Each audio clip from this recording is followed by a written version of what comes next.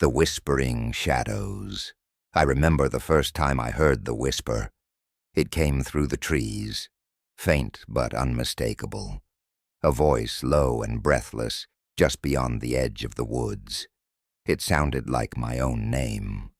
I thought it was just the wind playing tricks on me.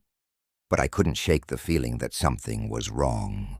I was out in the hills, miles from the nearest town, doing what I do best. Hunting. The air had the usual sharp bite of winter, but there was something heavier in the silence, something unnatural.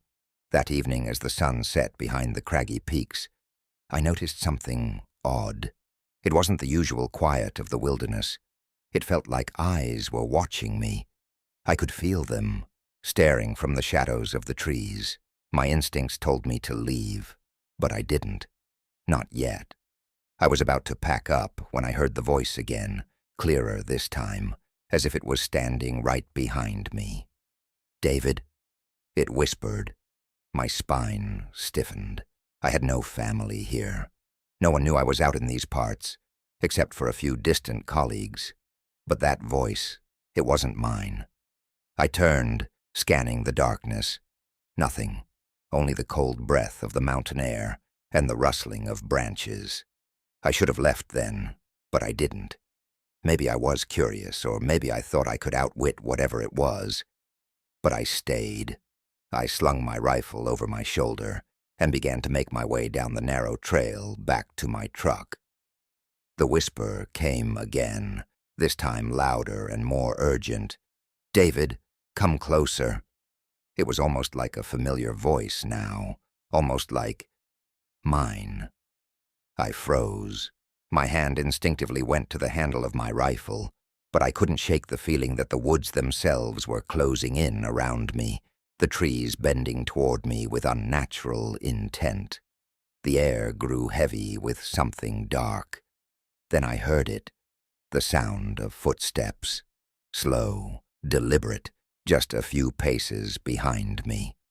The kind of footsteps that didn't match anything human. I spun around, rifle raised. Nothing, just the barren wilderness. That's when I saw it, the shadow. At first it was a silhouette in the distance, shifting in and out of the trees. Then it emerged, a figure, tall and twisted, but unmistakably human in shape. Its limbs bent at odd angles, like a puppet on tangled strings. Its skin was a pale gray, stretched tight over a skeletal frame. But its face, that's what I'll never forget. The face was mine. I stumbled back, a cold sweat creeping down my neck.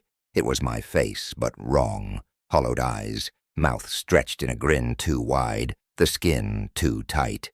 And it was moving toward me, walking on two legs, but with a loping, unnatural gait. The trees around us seemed to lean in, watching, waiting. "David." The voice came again, but now it was no longer a whisper. It was a growl, a deep rumbling sound that vibrated through my chest. It was me, but it wasn't. A chill ran down my spine as the thing spoke again, its lips curling into that same grotesque grin. "You're not the first to see me." And just then, I realized the truth. The thing wasn't just mimicking me, it was me. Or at least it wanted to be. A skinwalker. My hands trembled as I raised my rifle, but I knew it was pointless. Nothing could stop this thing, nothing that could stop the darkness that clung to it. It was a creature born from the earth itself, something ancient, twisted by dark magic. I didn't stick around to find out what it wanted. I ran. And if you ever find yourself in those hills, far from the light of civilization, remember, don't listen to the whispers in the wind. They're not always your own.